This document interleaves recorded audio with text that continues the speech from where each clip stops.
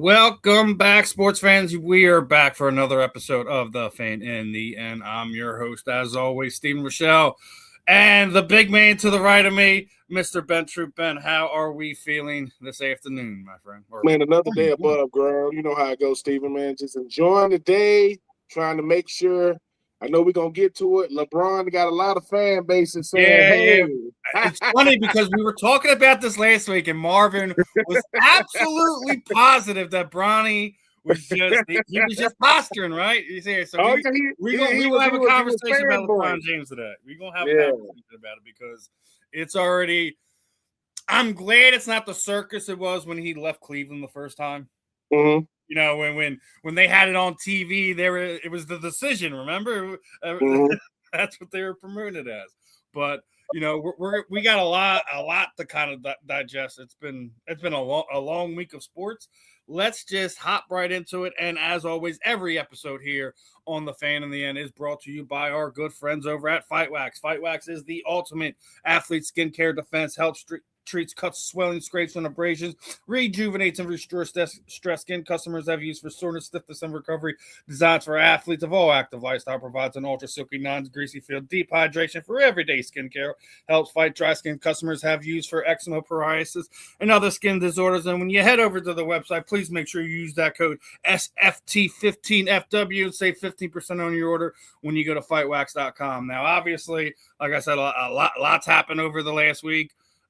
We were talking about before we came on here, the fact of me, my guy, Justin Ferrella, we went and covered, the Liberty Brawl.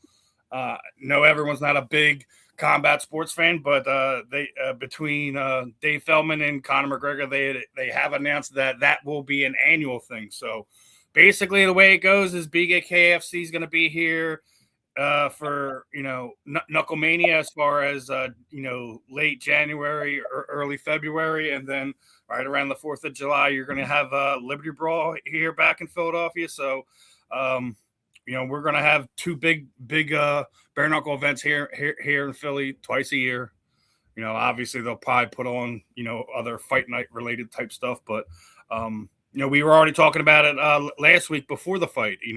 The deal with Fox. They just did the sports card deal with Oyas, and it's just they're doing a lot of the things that you would want to see in a growing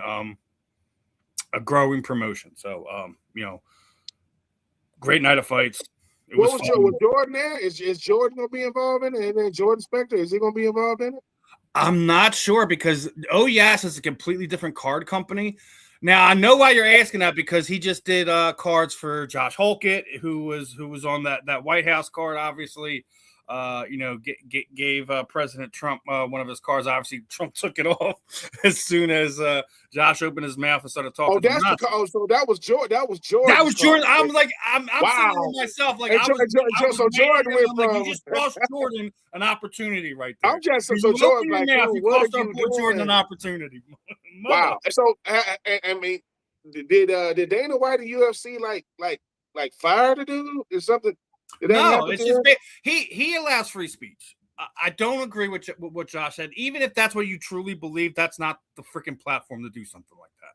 Yeah. But he believes in free speech and all this other things, and he's not going to fire guys over that.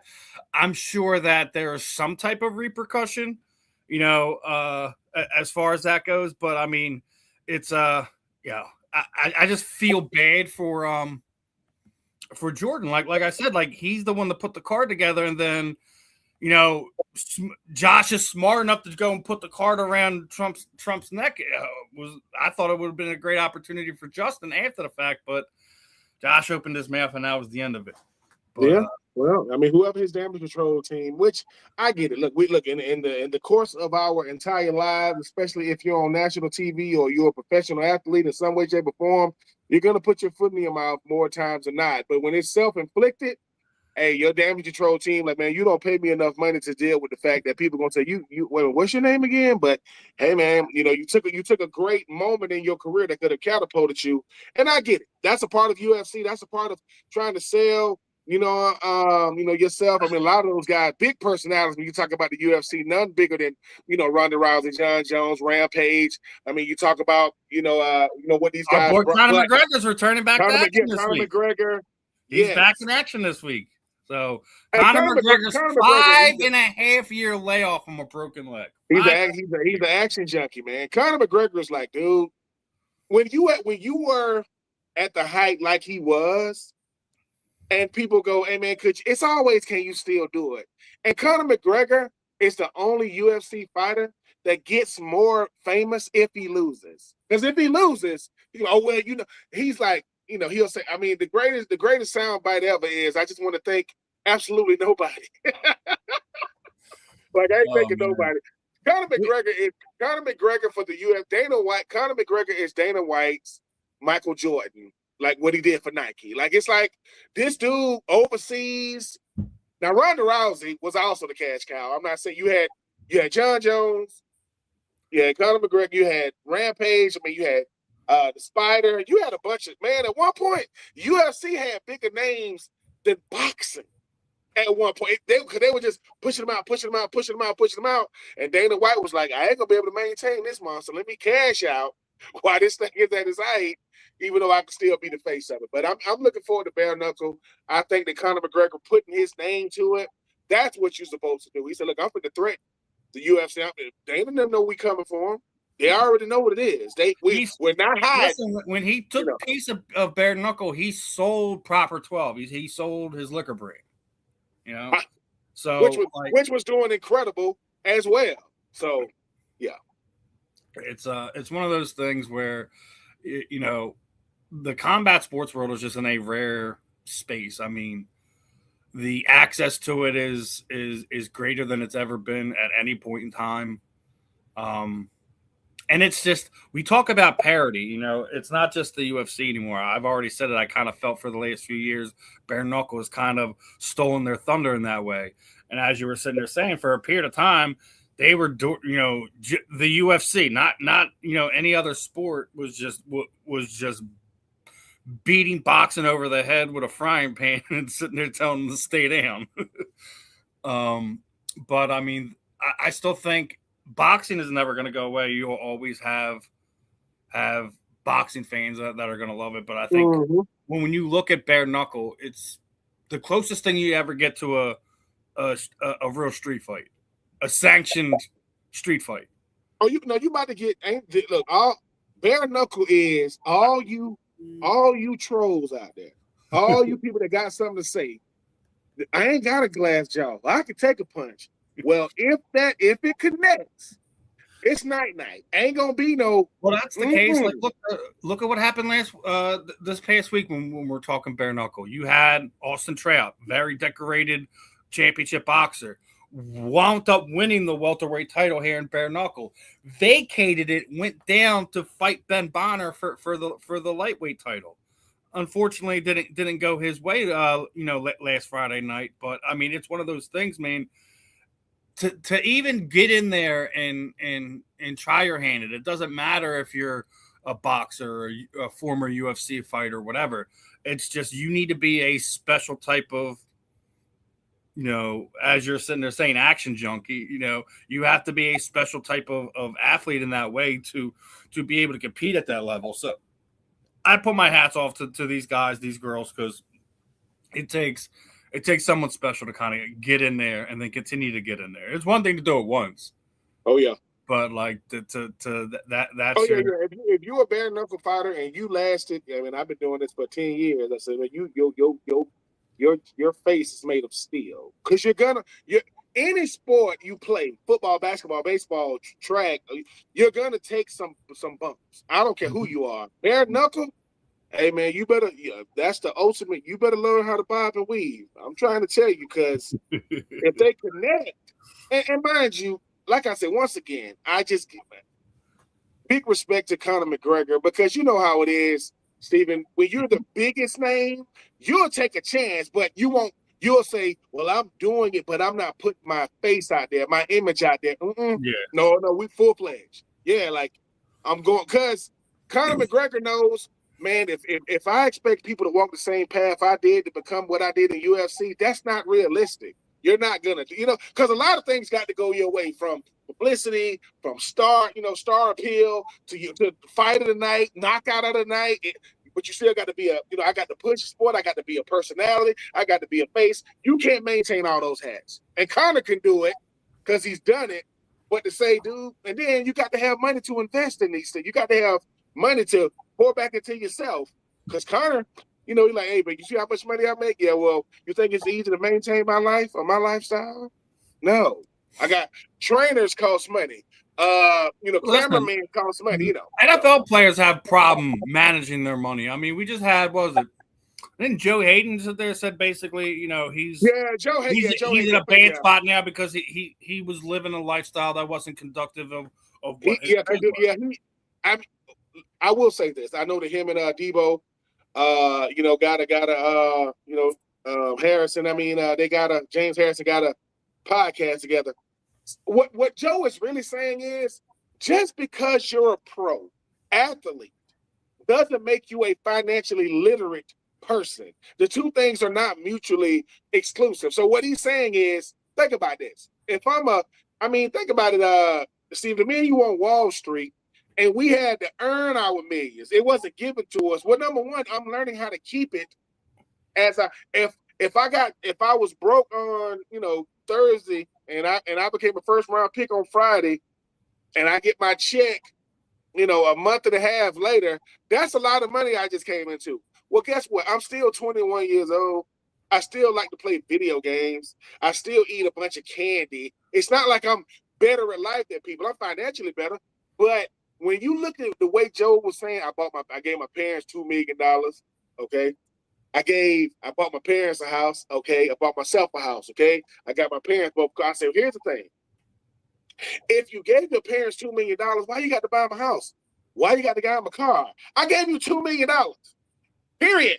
Like, you go, but here's the thing. That's what we talk about athletes being literate, but it's also about learning to say no to the people in your family, in your circle. Because, didn't Chris Rock said his whole family quit their jobs after he made it big, and he turned around and told them y'all better call your bosses back because I ain't the one. I ain't the one y'all working. And the biggest disservice you're doing to your family is, okay, if the biggest check most people get every single year is income tax. That's the biggest check. Most people, I'm talking about most. And that's money you overpaid during the year. They're just giving you your money back. You're not, you overpaid $5,000, $6,000, $7,000. And you start talking about kids and dependents, what may have you. You just gave somebody $2 million. Okay. What do you think they're going to do with that $2 million? Unless you are super duper frugal, you trying to think about the future, most people gonna go crazy. You give them $2 million, they gonna lose it because they've never had that type of money before. Whereas if we are a financially literate, like if we say, hey, when I get this money, I'm trying to make it last, and you might not get a second contract. You might not even make it through your first contract. And I think that now Joe Hayden, he was an all-pro player, played for the Browns, top 10 pick, played for the Pittsburgh Steelers for a long time. You have to get used to making money. Like at a certain point, you have to get used to it. Think about it, Steven. You've been doing media stuff. I've been doing media stuff for a while. We still love it, but you have to get used to going to the press conferences, interviewing people. Yeah, you got to interview the new names. You got to interview. But if it's like, oh my God, that's Patrick Mahomes, they're not gonna let you in the press conference no more. Like that, you have to get. And when it comes to money, you say to yourself, so you mean to tell me you ain't had money for most of your life and you come into money and you lose your mind? No, your lifestyle wasn't that bad when you didn't have money. Ain't nothing wrong with, hey man, paying off the car you have, finding you a nice crib, because it's not how much money you made, it's how much money you got. Because people gonna say, didn't you make $2 million?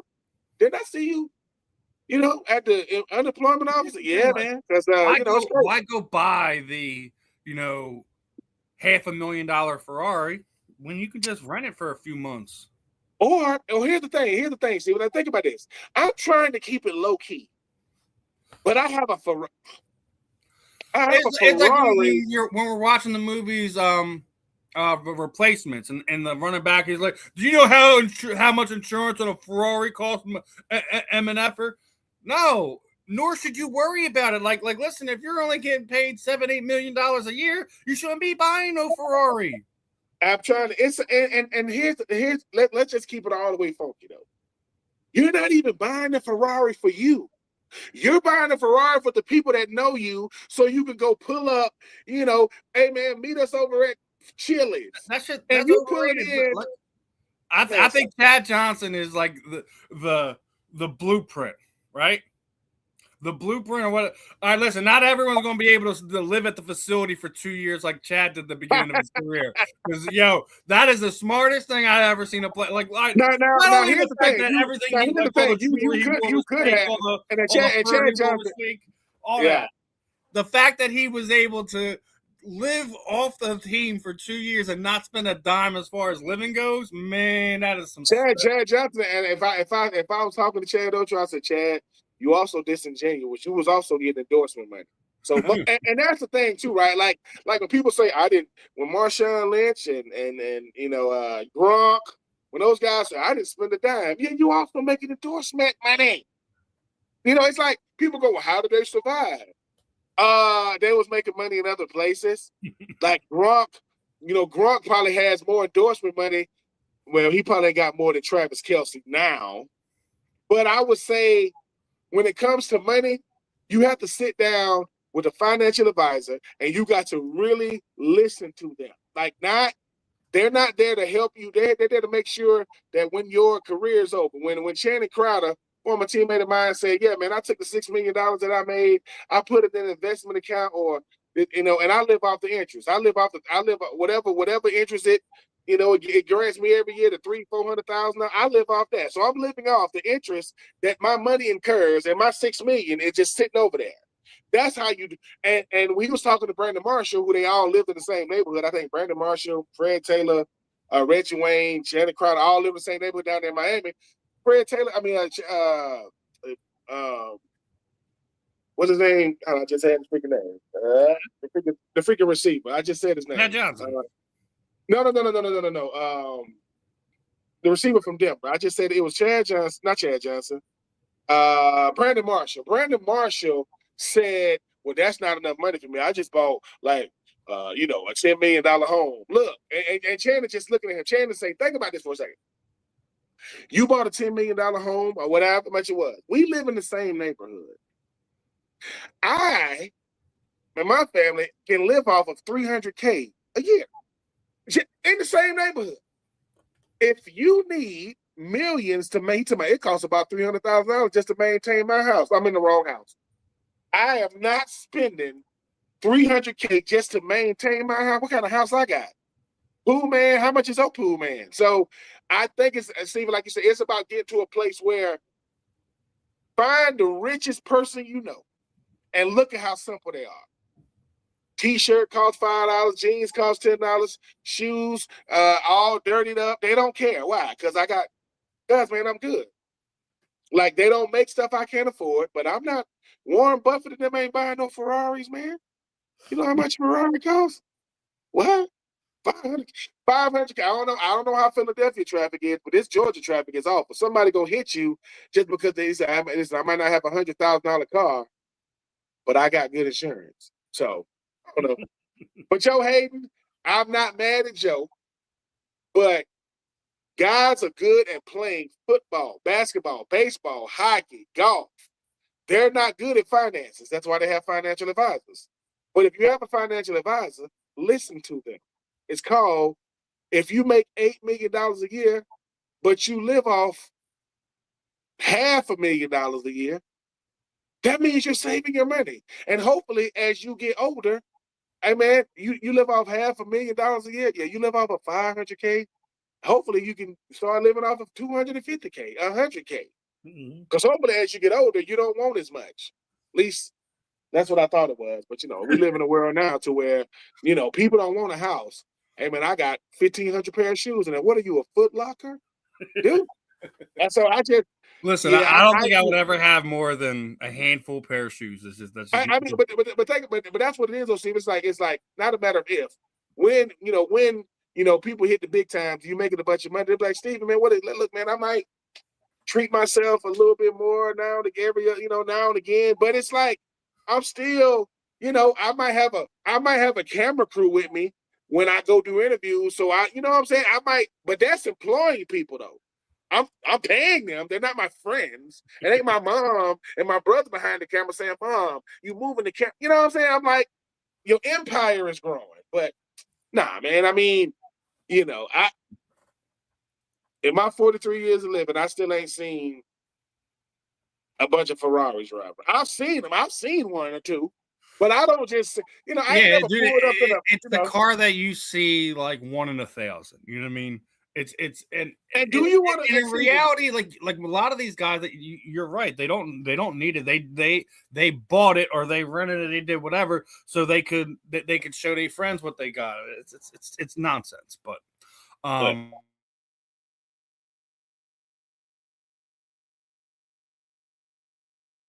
yeah.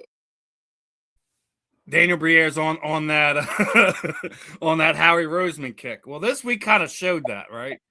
Because the move he pulled off, what he did, what he's currently doing to the Anaheim Ducks is Howie 101.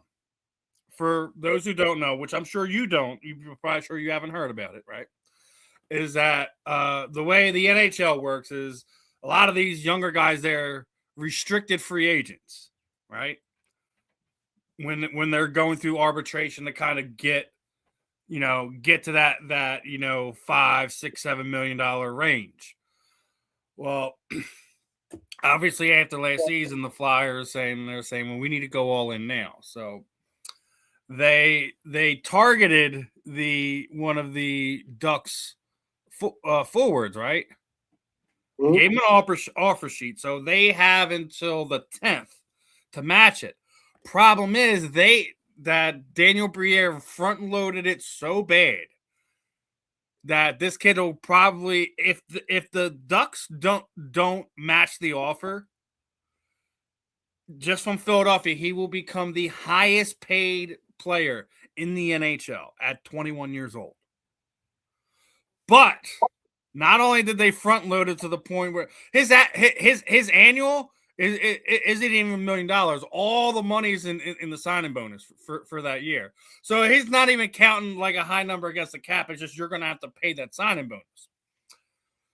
So if they don't match, they now get the next 4 first round picks from the Flyers.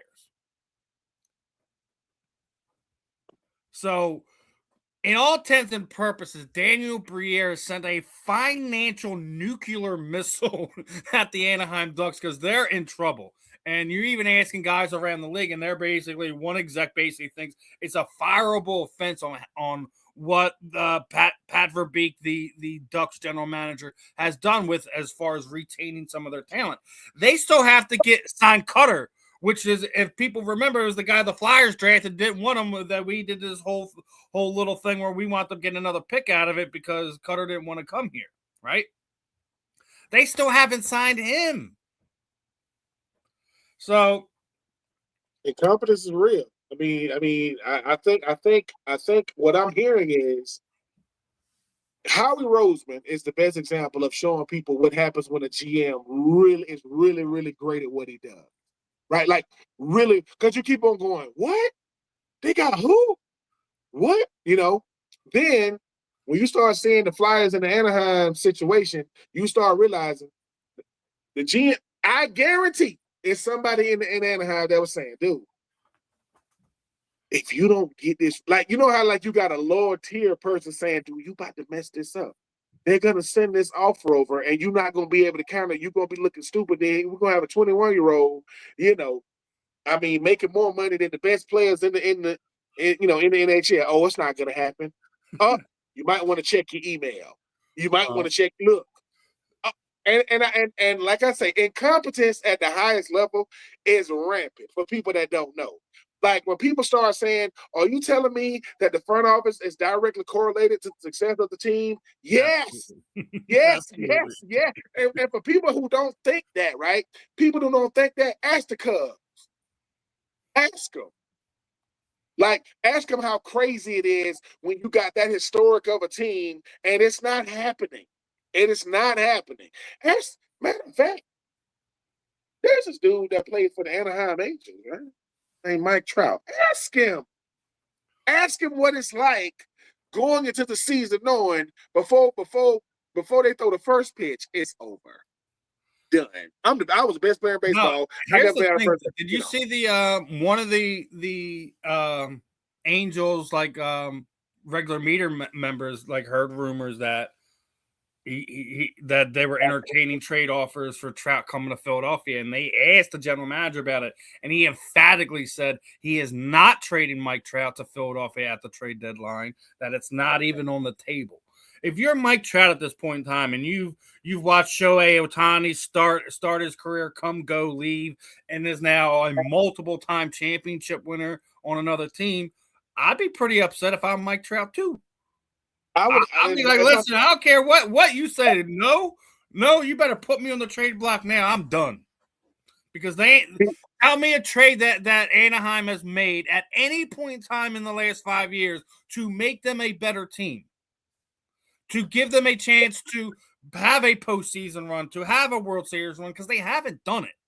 No, they haven't. And if I'm Mike Trout, I'm pissed off way before now, even before Ohtani got there. Because I'm saying to myself, dude, I get it. I was the face of baseball for many, many years. And y'all trying to hold me high. Like, people be hearing about these 10-year contracts. That's a hostage contract. Lot of money. But it's like, dude, y'all want me here. Number one, the world don't even look the same 3 years ago. It sure ain't look the same since 2020. And now I got to sit here. My suffering, number one, how much of that contract does Mike Trout actually get? The fact that he's in California, them taxes is ugly out there. We talked about that already, yeah.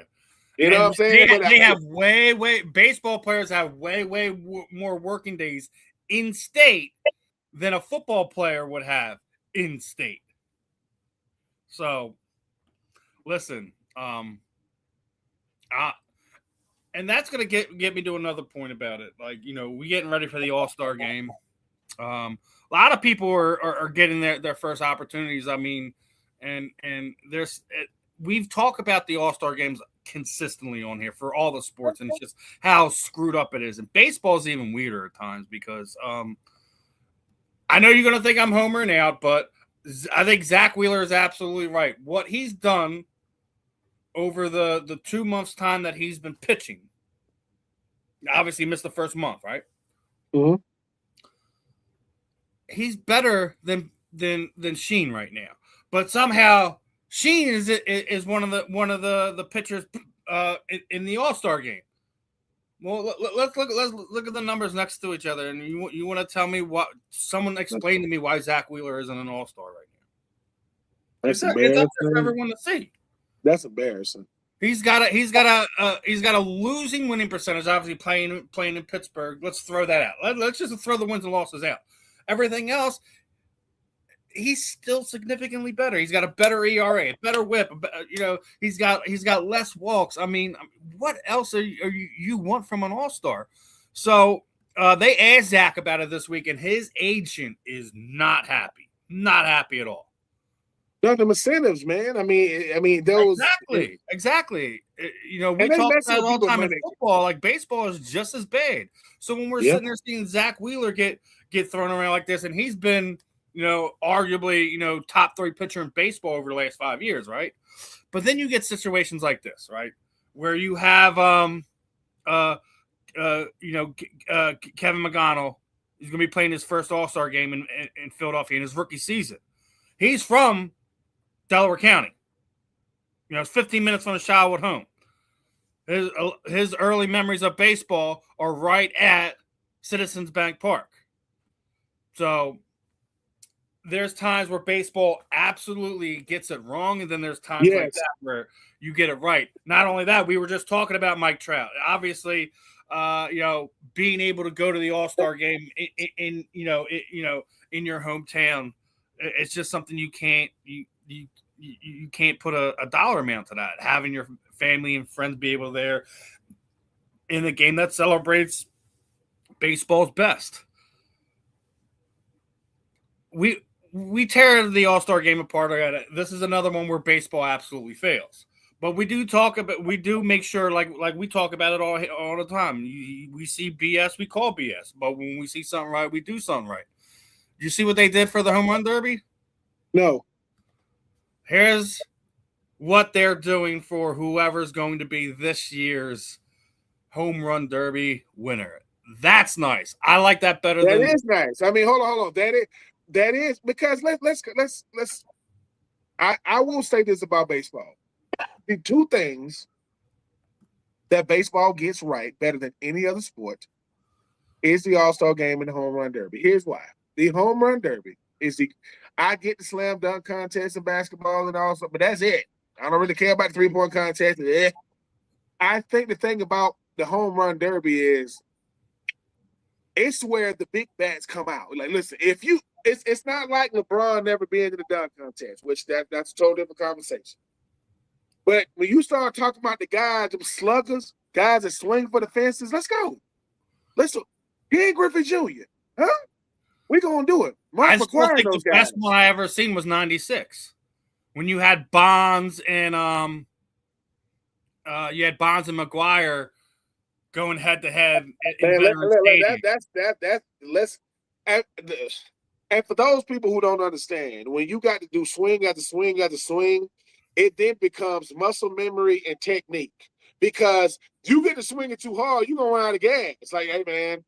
And it's something beautiful when they start going, Chris Berman, this, back. It's beautiful. And I think that the All-Star game itself, I think the thing about baseball, if you are going to be introduced to baseball, if your grandfather or father or family member if they start you with the All-Star game, you are going, and the home run derby, you are going to be hooked. It is to have all those All-Stars under one roof, celebrating each other the way they do it, under the lights. I like when guys have like their dad pitching to them. That stuff is dope, man. Some of that stuff is just like, so yeah, I like the chain, man. I like trying to start new traditions. I don't mind that. Because saying you're a home run derby champ, I mean, Pete Alonso, baby.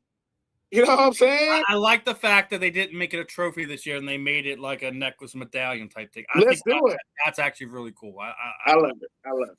And it looks like you're gonna have Trout, Harper, and Schwarber in the home run derby. Let's do it. Listen, Bryce Harper. Listen, I talk a lot of trash about Bryce Harper just because. I'm gonna say, if you have those three, I need Judge, I need Yordan Alvarez, and I think that would be Soto. What's Soto at? What's Soto at? I don't care. He's a New Yorker now. He's irrelevant to me. And let me tell you something. If you don't think money matters, he's lost in the basement. That is the National League East. That's where he is. What's up, my friend? I'm just saying. I mean, do we play for San Diego? What's the I can't. That's who Soto played for after. No, who's the his name is escaping. Who's the tall shortstop? He's Dominican. Oh, what, Manny Machado? No. Real tall. He's like 6'4". No, got braids in his hair. Hold on. Do we play for the Padres? Padres shortstop. But when I say his name, I don't know why I can't get these guys' names today. No, that's not him. It's because we overloaded with other information. That's why, brother. Yes. But speaking of overloaded, are you hearing the footsteps yet down there in Atlanta, brother? Because 1-2, the Phillies and Marlins are coming for you. Both teams are within 3 games of you. And the Nationals are only 5 games back. Or 6 games back, I think. The Mets aren't even on the scale, so that's why. Yeah. We don't talk about that. Yeah, I will say this, and I'm gonna keep saying this. My biggest homer take ever, and I'm gonna keep saying it. I don't care what no one say. Top to bottom, the best division of baseball is the NL East. I don't care. What about the Dodgers and what about don't care. I just think that when you talk about the way these teams close and how no lead, unless it's the Mets, no lead is safe. The Mets, who cares? They're not gonna. But I kept. You notice I was never saying anything. I remember when the season first started, and your feelings wasn't happening. I said, dude, they're gonna figure it out. The Nationals, man, the Nationals, So I just hope that my Braves haven't played their baseball, the best baseball they got. I still hope they still got something left for the tank. If you guys are looking for a third baseman, Austin Riley is available. You guys are looking for it. Same. But no, I'm not. I would love to say I'm surprised, but I'm not. The NL East, man, you know how they be doing. They need to do Hard Knocks baseball edition, NL East division. Like it would be must see TV from I'm talking about from teams, the players, the personalities, the pitchers, the bats. We got it all. The NL East got it all. And I'm not saying other divisions don't. But top to bottom, it is nuts. It is nuts. But yeah, my Braves are usually better when they're scratching and clawing to get back into contention. We ain't good at holding leads, man. Now we ain't the Mets now. Not saying we that. But I knew that y'all was going. Everybody else in the division, not in the Mets, was going. Y'all was going. Come back like a freight train. Yeah, we walking it down right now. Yeah. Last thing on baseball, obviously, we're less than a week away from the All-Star game, less than 2 weeks away from the trade deadline, all that other stuff. Even with the ABS system, the umpires have just been terrible this season. We just watched Kyle Schwarber get thrown out because he wanted the review on a check swing and he was tossed. How you get tossed for asking for a review when that's the process of asking for a review when you don't agree with a call? I don't get it. Then we see, I think it was like 2 days later, there was I think it was the Cubs, right? There was a thing, pitcher throws pitch. It was a full count. So if it was a ball, it was a walk. Guy goes and like they were going to do a hit and run, but the guy didn't hit. If it's a ball 4, doesn't matter what the catcher does. The player from first is automatically going to second. The umpires called him out.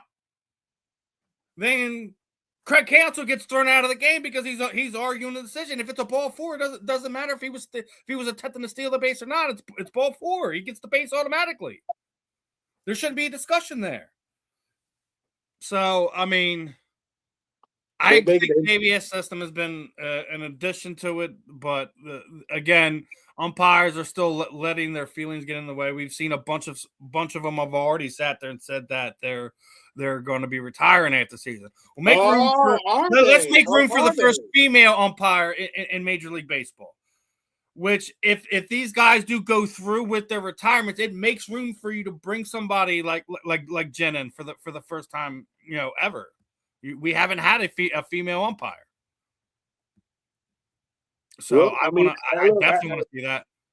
I definitely want to see that too. I think that 2026 is a continuation. 2025, 2024. The umps in baseball, they've gotten significantly worse because some of these challenges by these catchers shouldn't even have to be a challenge. I'm like, ball. I'm like this. What? You can't. I didn't move. I didn't even move. The fact that the catcher doesn't even move his glove and you're calling a ball. It's like, why? What are we talking about? I'm in the strike zone. I know where the strike zone is. What's going on here? Oh, and the player I was Fernando Tatis. I don't know why I couldn't. All right. Now I know what you mean now. Yeah. Fernando Tatis is like, I would love for him to, I would say this about the home run derby. The home run derby is for 2 reasons. It's for a big name and a no name. It's always like that. It's a big name, you expect to win it. And when I say no name, I don't mean that they're not a good player. I'm saying they're not known throughout MLB like they're gonna be when they walk away. So when I use the word no name, I'm not being I'm saying you want the big name to win it, but that no name, you start going, uh-oh. You start getting close to 17, 18 home runs in a round, yeah. Gonna be hard to catch those type because they got that rhythm. So, but I'm looking forward to listen, number one, the umps in baseball. I'm gonna keep saying this until the umps can get disciplined financially, and I'm not saying they can't, there is no incentive to do better. When players, players and managers, they get thrown out. Some of these umps are sensitive. God, you can't say nothing to them. Like, dude, you call an awful game. You're deciding games. You don't know what you're doing. That's what it is. Every ump, you have to take a review and have to take a test of the rule book every year. And if you fail, you can't be up that year. Because some of y'all, I'm like, you're going to make mistakes if you aren't up. I'm not saying that, Steven. Human error is a part of it. Exactly. Some of this stuff, though, I'm like, this is the best umps in the world? Really? That guy? No. Yeah, man. Because now people coming to the ballpark saying, who's upping today? Angel. Who? Oh, I'm just telling you. I don't even think these umpires are as bad as or probably worse than Angel Hernandez, man. And that's saying something. And that is Angel. Angel is somewhere going, these umps are awful. Gosh, they can't see it all. He's probably happy. He's like, they're gonna stop talking about me finally. Awesome. Exactly. And there's two things with umps. They should get fined. You got to do an eye exam. Got to do that. Got to make sure you can see. LASIK, whatever you need, and you got to review the rule book. We got to make sure you know, because I don't know if some of them know. Like some of them, I'm like, dude, what are you doing? Like you can't. Craziness. And they got to go to sensitive training, like sensitivity training classes. And some of y'all get sensitive. Just saying. Yeah, they be in their feelings too much. I'm gonna just say that they be in their feelings way, way, way too much for somebody who's supposed to be managing. Yes. Basically what 20 some players, right? They're controlling the fate of 20 some players at that point. Like you can't be in your feelings about none of it. Now, speaking of being in feelings, we're gonna have to talk about the ultimate meltdown that is Brandon Ayuk at this point. Oh my God! At this point in time, I don't care who he's been talking to or if he even is talking to anybody in the Commanders organization. I don't think there's anybody with a 20-foot pole that wants anything to do with Brandon Ayuk at this point in time. And it's all his own doing. We thought Antonio Brown's meltdowns were bad. His self-destruction of his own career at this point in time needs to be studied for future athletes, because this is a how-to manual on how to railroad a multi-million-dollar sports career. Because I mean, listen, I get it sometimes when bridges are burned. Getting upset that your general manager is showing up to your house unannounced to try to resolve some type of situation, find some common ground to see how you guys are moved forward, regardless of you on the team or off the team. Calling them pedophile, like what are you doing? Like who wants to sign up for that? That's why, as bad as the AJ Brown situation here is in Philadelphia, he didn't go full nuclear. He made it known to his teammates, the team, etc. But he didn't go out there making all these posts and doing all this extra stuff. What Brandon Ayuk has done is just beyond me. I don't see him being on any team at any point in time during this season, regardless of what he feels or thinks is going to happen. And I'm not going to sit there and say like he's gotten some mental issues going on or anything like that. I'm not the one to sit there and say I don't know how he was acting before he was a professional athlete, but this is going to end up being a cautionary tale for young athletes moving forward. Brandon Ayuk, entire reputation is shot. Brandon Ayuk is a disgruntled professional athlete. It's going to happen every year. Brandon Ayuk thought he had leverage. And all Brandon Ayuk had to do is go up to the facility, pass the physical, and they would have cut him.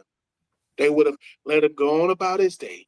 Now he's saying things like they voided my guarantees. No, you voided them. You know how thick an NFL contract is? It's so much language in it. It's a part in the contract that say conduct detrimental to the team. Ask Terrell Owens, right?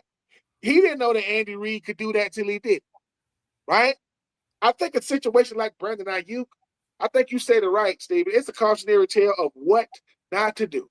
The title of Brandon Ayuk book should be "What the Hell," because you number one, people make mistakes. You tweet something out, you delete it, you do damage control, you go and say I'm sorry. Brandon Ayuk, number one. I've seen more videos of you of pulling out money, throwing it on the ground. First, you're gonna be a commander, then you talking trash to Jaden Daniels, and Jaden Daniels unfollowing you, and y'all play together in Arizona State. It's crazy. It's crazy. But let me tell you why you know it's really over.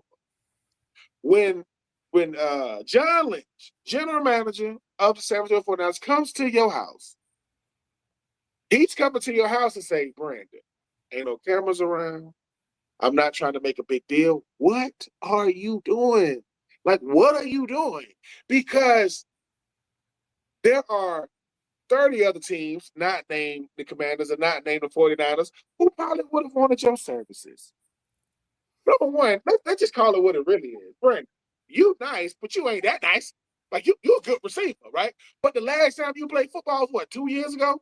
So you don't even know how your body going to hold up. Number two, you're not going to win coming at front offices. You're not going to win like that. It's like this. You don't think that Howie Roseman called John Lynch, like, hey, man, you good? Y'all good out there? You know, y'all, what's, because, Steven, think about this. We're all in the content creation, podcasting environment world, which means there isn't any podcast or a content creator that we don't have access to, or we shouldn't be able to have some type of, communication with. I don't care who they are, Pat McAfee, I don't care, Joe Rogan, we all in the same thing. What do you think would happen, Steven, if me and you, we say, what we're going to do? Our podcast is called Podcast of Trash. All we do every week is come on a podcast and trash podcasting. People going to be like, why? Exactly.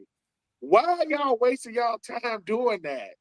Because people are going to believe at a certain point that we got a problem. Guess what, Brandon Ayuk? People believe you got a problem, a serious one. And every time you open up your mouth, number one, you coming at people, you calling people certain things, that's character assassination. You could get sued for that, right? Number two, do you even want to play football? Like, it looked like you don't want to play football no more. Like, think about this, Steven. You are the owner of the 49ers. You think, hey, man, let's give him his guaranteed money and send him home. Hell no. He ain't getting another dime from me. Take me to court. Make me give it to you. Tell the NFLPA to make me give it to you. Because I don't know what happened in San Francisco. He ain't ever getting it now. I think the 49ers are getting cap credit because of what he's done at this point in time. 49ers like, please keep saying more stupid stuff. It's less we got to pay you. he's a Brandon Ayuk. Let me tell y'all y'all 90s babies something. Right? Because we the 80s babies. The 80s babies was the last generation to go outside and play. Parents had to make us come in the house. We were the last generation till we know everybody in our neighborhood. We actually went out. We actually watched cartoons. Went outside on the weekends. Drunk out the hose pipe. We did all that. The 90s babies was that y'all was the kind of the start of this technological world. Cell phones. We had cell phones. Y'all got smartphones. We had VCRs and DVDs. Y'all got, tablets and all other kind of stuff. What am I saying? Y'all, we were the last generation that knew life does not revolve around us. This new generation, I'm like, dude, we can see you. Brandon Ayuk has gotten more popularity from negativity than anything. Most people didn't even know he played for the 49ers. Now they do. Most people didn't know he played receiver. Now they do. Now they're saying, what are you doing, Brandon? I don't know if your NFL career is going to continue. I don't know if any team is going to touch you, because why would they believe that you're going to do right? Why would they believe that you're going to do right? Right? I don't. So he had an opportunity to come back to the 49ers, pass a physical, get cut, possibly become a commander, and the rest is history. Now, this is gonna be you Brandon, you gotta play for the 49ers. You good? Yeah, I'm good. No, you just sent out a tweet. Or whatever you be doing. So it's sad to say the least, Stephen, but you're not gonna beat this machine. The NFL is a machine. The 49ers are a part of the 32-team machine. You benefited from the 49ers more than the 49ers benefited from you. You don't believe how many Super Bowls they won with you, Brandon? Oh, that's right. How many offensive players of the year? Oh, that's right. First team all pros. Oh, that's right. So they're gonna move. They got Ricky Pearsall. Shoot, they got Mike Evans in the building. Yeah, they got Mike Evans. They don't need anything from Brandon at this point in time. Nothing. Yeah, so Brandon, I don't know whoever your friend is that cannot tell you the truth, or your family member that cannot tell you the truth. Whoever is advising you to do that, fire them and fire yourself. And it's not helping. He already fired his agent because he lost part of his bonuses. Here, and the agent was like, "So what you expect me to do? I negotiated the bonus for you. You messed it up because you won't stop." Let me tell you something. If you look back in your career and you say, you mean to tell me your demise was because of social media, because you couldn't stop posting? Oh, that's not the case. No. Now, let's talk a little basketball. We are going to get to LeBron James in a second. Obviously, the big news over the last week, there's been a lot of trades. Giannis going down there in Miami. Jaylen Brown to the Sixers has to be the biggest surprise of them all. First off, let's talk about Paul George. He is now the most expensive basketball player of all time. In his career, he has been traded for more than 7 first-round draft picks. 7. So, hats off to Paul George. Like, regardless of where you guys think he is as a all-time player or not, he got paid, and he is extremely valued by teams around the NBA. So first off, I'm going to say this much: this has been the wildest NBA offseason that we've seen. It's been nuts. I'm about to say I can't even name anything other crazier other than the year that LeBron went to Miami, right? Now, that part being said, let's talk about this because the rumor was that he wasn't coming back. We and you talked about this before with Marvin, and he thought that there was a whole lot of posturing. Well, it's not posturing. According to NBA's number one insider there, that Sixers are one of the 3 teams in the top hierarchy to sign LeBron James. I'm just saying. Those other teams include the aforementioned Miami Heat, the Cleveland Cavaliers, and obviously the Golden State Warriors, I think, is a play in there. Now, let's be honest. If we're talking about fits for LeBron James, it has to be Philadelphia is the smartest move. Me and you've already talked about why this is the smartest move over a year ago when we were just hypothetically talking about situations, right? If LeBron James can deal with Miami, he could deal with LA, he could deal with Philadelphia. But if he brings a championship to Philadelphia, listen, we talk about the LeBron, what we call them, the LeBron sexuals, whatever. If he happens to gain the Philadelphia fan base in his push to become arguably the GOAT of basketball, he's going to have himself an army of people that are going to support him. Let's say he signs a 2-year, arguably, let's just hypothetically signs a 2-year contract. He either wins 1 or 2 NBA champ. He's gonna have the freaking statue here too. He may be a player that'll have 3 different statues in 3 different stadiums in 3 different cities. If he's able to do that, I still think Philadelphia's the best match because you have Maxey, you have Edgecombe, you have Brown. You already have a big 3 here. Yeah, I'm gonna tell you why. Here's why I think he picks. Here's why I think he picks Philly. I already did it in Cleveland. I already did it in Miami. Right? Yes, he would love to play with Giannis. Nobody on God's green earth is signing up to play with James Harden. I don't care what no one says. Want to play with no James Harden, man. And here's the thing, right? LeBron at the current juncture in his life is saying, hey, man, I won in LA. Well, that's been done. I've won in Cleveland. Well, that's never been done until we did it. I added to what Miami had done because D-Wade had already won the championship and the MVP with Shaq. But I did add 4 straight trips to the final. We won 2 out of 4. Philadelphia. And I mean this humbly. I know what the Knicks mean to the NBA. I know what Boston, I know what the Lakers, not the Clippers, means to the NBA. The 76ers is right there. They are right. They ain't those 3, but they right there.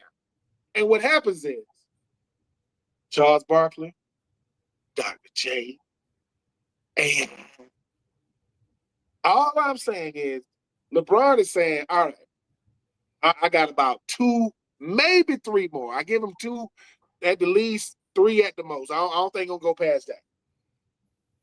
Jaylen Brown is pissed. For the people that don't know, he do not like the fact that he got traded to now, and Stephen A., please be quiet. Like, you ain't validating nothing because Jaylen Brown got you. Well, did I tell y'all? Number one, they was going to trade Jaylen Brown to Miami for Giannis straight up.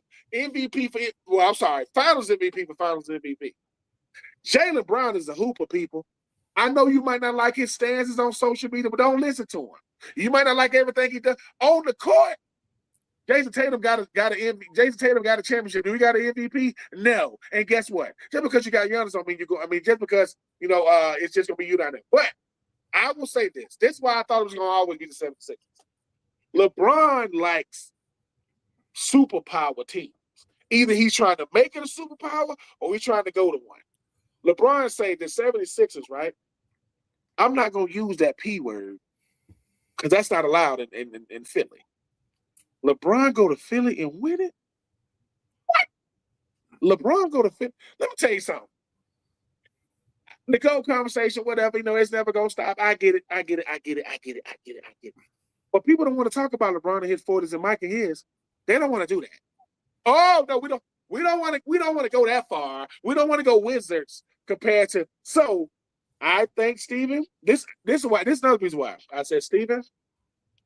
Okay, the team I root for in college is Florida State. My best friend name is BJ.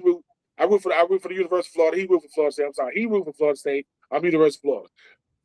One year, Florida didn't make a bowl game. BJ was laughing. I said, BJ, don't laugh because Florida State might make a bowl game. What happened the next year? Florida State didn't make a bowl game, right? There's a man by the name of Stephen Rychel. I don't know if y'all have ever heard of him before. He is the biggest pro Philly teams, period. The Flyers, the 76ers, the Eagles, the Phillies. Not only is LeBron James going to be a 76er, but Stephen going to be right there to interview him. I guarantee it. Stephen going to be like, so LeBron. And guess what? Listen. Was it on Shrek when they was like, I'm a believer? I'm telling you, this is what happened. Stephen was going through the NBA. He going, oh, okay. Oh, man, Giannis, god dang, Giannis going to the Heat. Oh, shoot. Kawhi, he going back to the Raptors. Oh, man, Ball going out there to Minnesota. LeBron opt out. Uh-oh. Oh, he ain't going back? Then Rich Paul, Rich Paul and Shams and all the boys saying he got his top 10. He don't got 10 teams, by the way. That's a lie. He don't got 10 teams. He had 3 of Cleveland, Miami, and then Steve like, what's third? 76. Yeah, I shut up. I ain't gonna lie. I was like, oh no, here we go. And my only thing is like, look, I know what he brings on the court. My only thing is I don't want the freaking circus. I don't want the media circus and all that. That's what I don't want. But at this point in time, we have seen so much losing and almost being there and unfulfilled promises and wishes from this organization. If bringing LeBron James in is what gives them their first championship since 1983, so it's gonna be. It's gonna. Let me tell you something. It started with Jaylen Brown because LeBron seemed like when I saw Jaylen Brown to the 76ers, I said, what? Jaylen Brown? Because number one, Jaylen Brown is a hooper. He already got at one point. Jaylen Brown was only going to the finals, to the freaking Eastern Conference Championship. So that's all he knew at a certain point. Jaylen Brown was sick of Tatum. Because I'm gonna tell you something, people. And is Tatum better than Jaylen Brown? Yeah. Do Jaylen Brown believe that? No. And that's what they're sitting there saying. Like he was being posturing himself as the smartest man in the room, and that it was rubbing people the wrong way.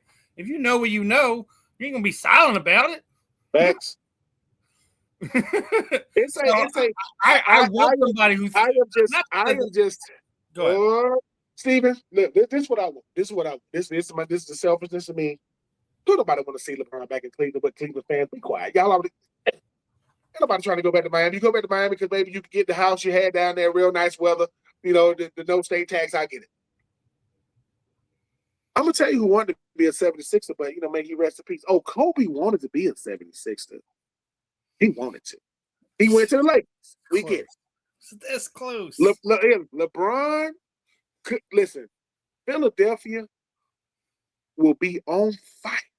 LeBron James comes to Philly because LeBron said, remember when the East was down, when LeBron was going all the shit? Oh, well, the East is just down. Okay. LeBron leaves, goes to the West. The Raptors win it, right? With Kawhi. And then he get to beat, then you had, Golden State and what they was doing. Now he's coming back to the East. He's saying, listen, but I'm coming back to the East. I want to be the beast of the East. Mm-hmm. I think LeBron comes to Philly because love Jaylen Brown and, you know what I'm saying? I mean, Joel Embiid and those guys.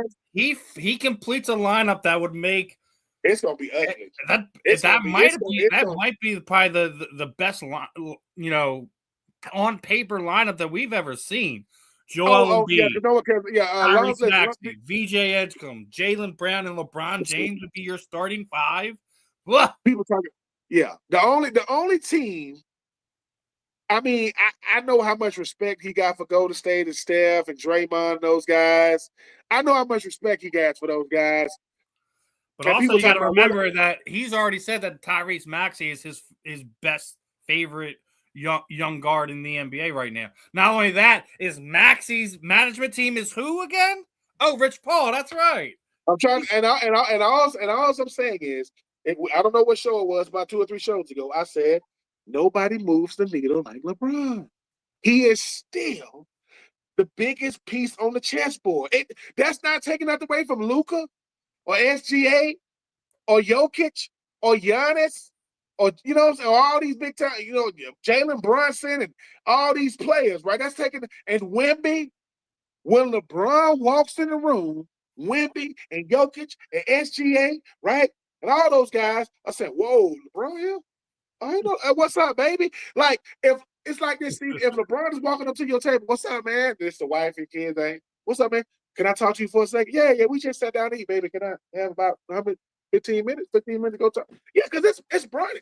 I hope he goes to Philly because people be thinking, hey man, the stars be coming out of New York. Watch them 76ers home games.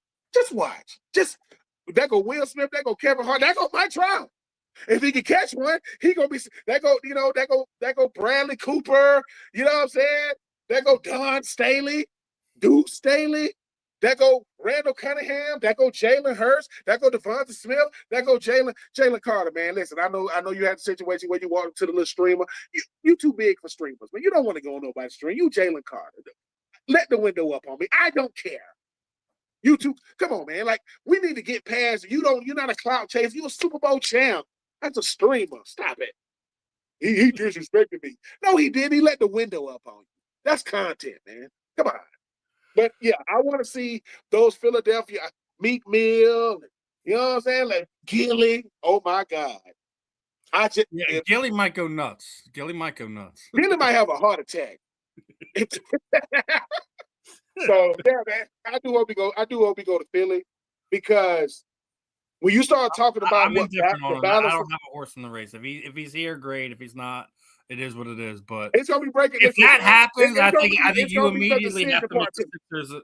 We talked about Giannis making the Heat an immediate contender. LeBron, after the trade that was made, coming to Philadelphia where he wouldn't even have to be the third option. He wouldn't even be the third scoring option on this team. That's the crazy part about it. Where LeBron could just kind of lean back and just be like, when things start falling off is when I'll just put a little pressure on. And I think it's a situation where you would have to ask the least amount from him. Yeah.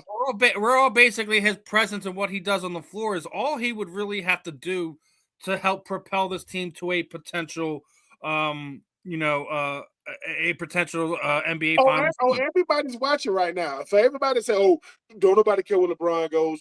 Oh, yes, they do, because when people say, "LeBron just ring chasing," well, isn't everybody?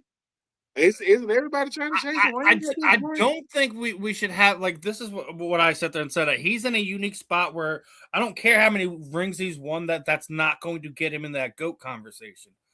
But if he winds up winning 4 different championships in 4 different cities, that puts him in an area, regardless of how many more years he played than Michael Jordan, it'll put him in a special area because no one's ever done that. And once again, it shows, I'm going to say, if he goes to Philly and he wins one, dude, he's going to be 42 years old. And people, I get it. LeBron James is kind of like the Dallas Cowboys. You just get sick of getting thrown down your throat. Exactly. You know what I'm saying? Exactly. But I think that he's already beloved in Cleveland. He's already beloved in LA. He's already beloved in Miami. He want that Philly love, baby. Literally. It's like I said, it's a different, like, and he may have y'all people got here what's that don't really care for him right now. He puts on that Sixer blue. He gonna figure it out. Power forward. Number 23. See, we're gonna play is Jax. Like I said, I'm indifferent on it, but I'm not against it. it. Yeah. It's one of those things where it's so much respect for Philadelphia for him to say that they his top LeBron three. would be literally the cherry on top of the sundae at this point in time. I think that I can already see it. LeBron James, he walk up in the cheesecake. Like, man, what type of cheesecake do I need? Jalen be like, oh man, the type of cheesesteak you need is just right here. You know what I'm saying? Oh, for real? Yeah. And you got to remember, he's already has good relationships with a bunch of the players on a few of the current Philadelphia teams. Jalen Hurts being one of them. Jalen Hurts is one of his biggest sports figure fans on social media is LeBron James. So can LeBron James? I'm not saying they're gonna do it. Can LeBron James get it for him to come here? I honestly agree with what you were sitting there saying. I think that Cleveland and Miami are just names on the table to fill up space. That the only real competition right now is between the Warriors and the Sixers. That's it. Those are the only two teams. I think it's LeBron. I'll tell you what, LeBron. Listen, come to the Sixers. And when you unveil your new shoe, they're gonna say, "Oh, shoot, that's a cleat. I got a football cleat now." It'll sell out. But LeBron James football cleats, I'll buy a pair. I'm not gonna wear them. I'm just saying. I just think Philly meets everything he wants. Yeah, fan base, the right market, the right amount of noise, the right. Here's the thing: everyone's sitting there saying he wouldn't be able to handle the fans. I think he would. Yeah, I think he would. He would. I don't think it would be a problem. Like, yeah, we're going to hold him accountable, but you have to think he's going to be the 4th or 5th star on that team. He's not going to be the guy, right? So it's one of these like look. I think it's a perfect fit. I don't know if it's going to happen. We're going to see what's going to happen over the next week or two. If he does become a Sixer, if he becomes a Sixer, it's going to be madness here in Philadelphia. Yeah, I'm trying to tell you, cancel. Listen, cancel Christmas. Cancel Christmas. I got you. But speaking of big men moving around, did you see that? Yes. That Patrick Ewing, who was an assistant, an assistant for the Knicks last season, has now taken a job with the Washington Wizards. I like the move, but by the Wizards, if you ask me, you need to have a guy like Patrick around those boys like that. It's he's going to give them an invaluable knowledge that I think will help them. We'll see if the Washington Wizards are going to be a better basketball team this coming season, but Patrick Ewing on the bench definitely helps the Wizards' chances, in my opinion. He helps a guy, Anthony Davis, understand that his impact on the basketball floor is going to be more meaningful the closer he plays to the basket, and he can learn to play with his back to the basket. I don't know if DeAndre Ayton has went over to the Wizards yet. I don't know who can help DeAndre Ayton. I don't know who can help him at this point. You're 7 feet tall, man, and sometimes you ain't even on the floor. Like, how many points you gave me? None. Oh my God! So I do like the move. I think a guy like Patrick Ewing realizes his impact on the big man, and could he help revamp some of these guys? These 6'11", 7-foot guys slapping their hands at the 3-point line. Get down there, man. So I'm looking. Yeah, I thought it was a good move. And once again, it only added to the craziness of this NBA free agency offseason. It was the trade deadline. It was I nuts. don't remember an offseason I've talked about the NBA more than this year. I mean, the moves, the trades, the draft, all of it. I think it's exactly what the NBA needed. Yeah. A lot of people felt that bubble year really hurt the NBA a lot.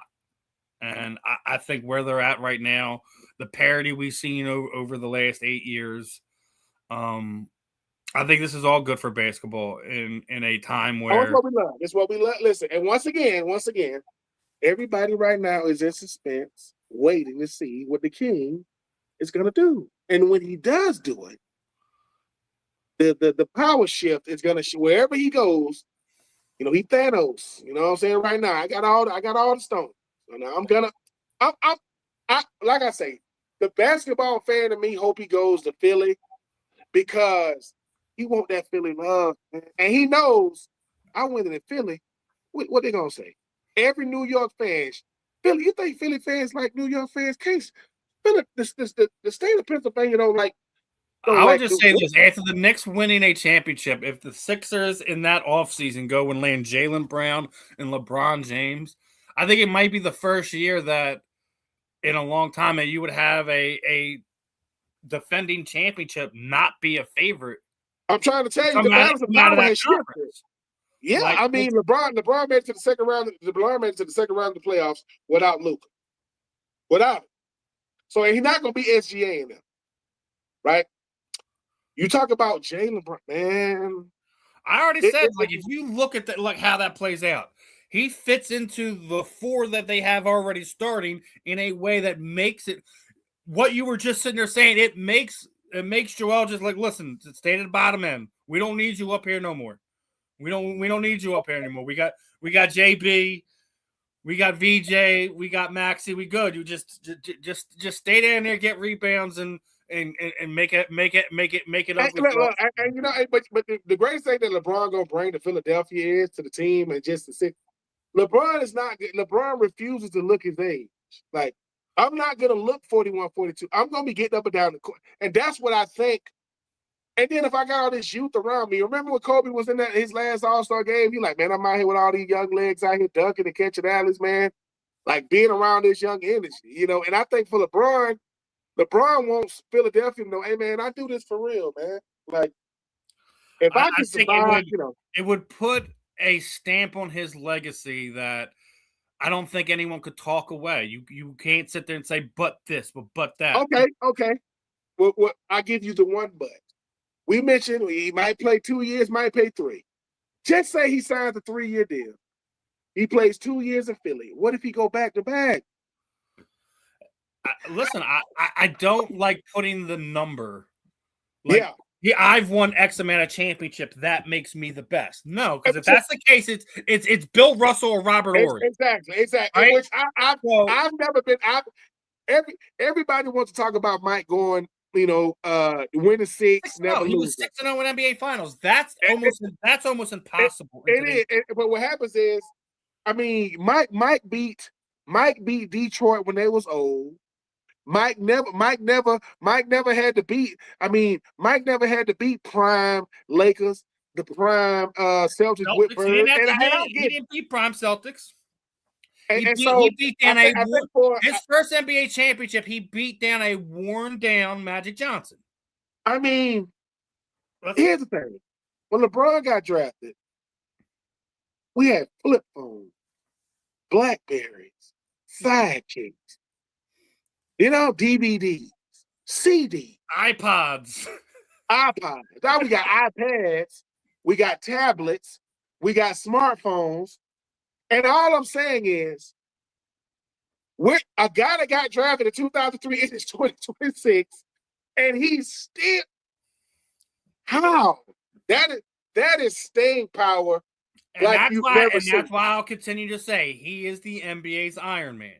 As Cal Ripken is the baseball, LeBron is the basketball. Yeah. I still don't think that takes him out of the GOAT conversation. Yeah,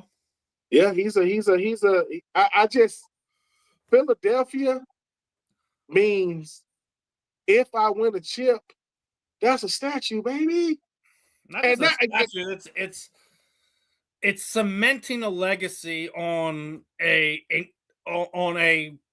top 5 all-time career. I mean, you can make argument that top 1, 2, whatever. I get that, but it's going to be. We'll see. I just want to get the Philadelphians out there saying, and for those of you who say, yeah, you got to know about Philly, it's Philadelphia. It's the Philadelphians you got to know. I want to get Stephen Rychel randomly walking on the street or something, and whatever the news is, hey man, how you feel about it? Like, and Stephen go, are you crazy? We just got LeBron. Are you crazy, lady?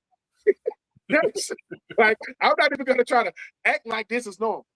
Hell yeah. I mean, I'm talking trash because I'm a 76ers fan regardless.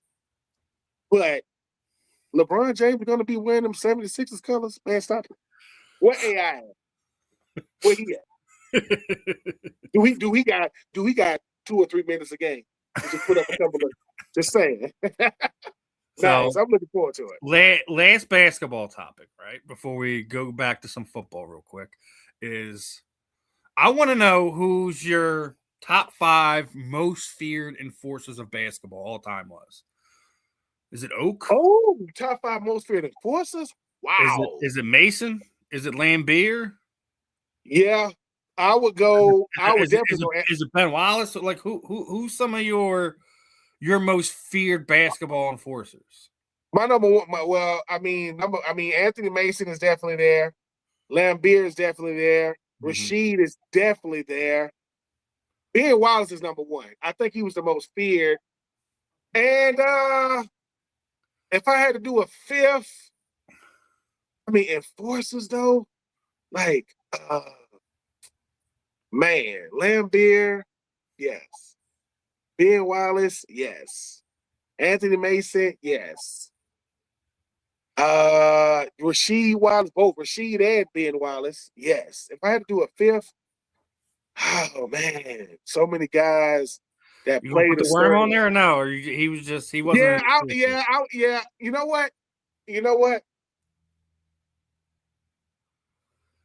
I think the only one was missing. I'm not gonna do the worm. You know what I'm gonna do? The worm is easy. I'm gonna give me Metta World Peace, man. I think that Ron Artest at one point, hey, and now this is a different type of enforcer. If I'm going guard, I would go to glove as an enforcer because that's what he was known for. But yeah, the worm, it's Ben Wallace to me is the epitome of an enforcer. That's all he was there for. I am not him and Dennis Robb. I'm here to rebound. I am here to guard. And I am here for the smoke. Like, that's what I'm here to do. I don't want, and some could say Draymond Green as far as like today's enforcer to have that type of, but he's like a bat, in my opinion. Yeah, I would. He's just Yeah, that yeah, guy that consistently gets under your skin and gets you to act out of character. yeah. That, It's a. that's what I think Draymond Green is. Ben Wallace was them Detroit Pistons teams, man. I mean, a big shot, Chauncey Billups, Rasheed. Yeah, man. And we didn't give enough credit to Rasheed and Ben Wallace on the same team. Oh my God. All So I gotta say is, in reality, that's what Detroit is, a bunch of whoa, enforcers. whoa. I'm sorry. What am I doing? The number one enforcer was Dikembe. That was the number one. And he even I would go, I got to give, because he was a good player, but he was known for being. So I'm sorry, Dikembe, man. You rest in peace, man. Give me that, Mr. Dikembe. Mutombo. I didn't consider him an enforcer, but like he was just one of those guys where he would find a way at the worst times to just disrupt your scoring. Yes. Like, and that's why that's why I really wanted that 0-1 Sixers team to win. It was because of AI and Dikembe. Because I think that those are both guys that I felt in that era probably should have won championships. Just the Lakers were the Lakers, and there wasn't nothing you could have done about that, So Yeah, I mean, when somebody say Dikembe won't be an enforcer, but Dikembe is one of my top 5 centers of all time, just because he made an impact on the game that was special. I was glad that I was able to meet him, get a picture with him, get his autograph, at a fan meet and greet here in Philadelphia before he passed. So I thought it was funny because I had one of those action figures that I was going to have him sign. He was going nuts over it. He was like, "Where did you find this?" I'm like, "eBay." He was just astonished that those things were there. He had his PR people take a picture before we wound up taking ours and all that stuff. So he was a gentle giant for sure. But yeah, again, just my personal take. Outside of the enforcer, one of the best shot blockers of all time. I mean, another enforcer too, man. I mean, I could put him in there. Alonzo Mourning, he was an enforcer, no doubt. Yeah, Mo was. I think Mo was more of an enforcer than shot blocker. He was a disruptor. Mo was fun to watch, man. Mo was fun to watch. So, gonna get into some football here, and couple fun ones, couple lists, couple things to talk about. They're breaking down our top 10 coaches in the NFL. Who's missing? Can you tell me who's missing? Dan Campbell, Andy Reid. Oh, you already know. They doing it. Wait, I mean, where the Philadelphia? Where Philly at, baby? That's what I was gonna say. Look, why they doing why is that? Dan Campbell number one? First, I'm about to say Dan Campbell is number one. Who made Mike this? McDonald, after winning the Super Bowl last year, absolutely should be on the list. Sean McVay absolutely should be on the list. Kyle Shanahan should be on the list. He shouldn't be on number 4. He should be way down there. Mike Vrabel goes to one Super Bowl and he's on the list. Sean Payton's at least won one. I would say the thing DeMeco, I'll give Mike Vrabel being on the list because he's won Coach of the Year. Same thing with DeMeco Ryans. But DeMeco Ryans has one down there in why is John Harbaugh Jim? What are we doing? So I'm just gonna say it's obvious that the Nick Sirianni hate is out in full force, and I get it, dude. But they use the same excuse to talk him away that they talk Jalen's things away, right? Oh, well, he has a super team around him. He's got great coaches. That's why he does what he does. He's not a play caller. He's not a offensive mind. He's not a defensive mind. He's just a manager of men. Well, sometimes that's all you need your head coach to be. I mean, number. Hold on. Here's the thing, right? I go. Y'all are saying things that are actually beneficial. Y'all are not saying things that are negative. Like, it's so easy to say when he wins it. Well, no, he got the best general manager in sports. He might have the best owner in sports. When you look at what he does on and away from the field, he has a team that he puts together. He doesn't put his team to be built around one guy. He has it to where if injuries happen, Nick Sirianni has to survive in Philadelphia and coach in Philadelphia. And he's not a top 10 coach.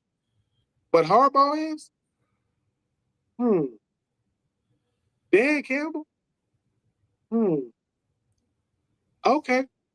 But it doesn't, I mean, I don't like it.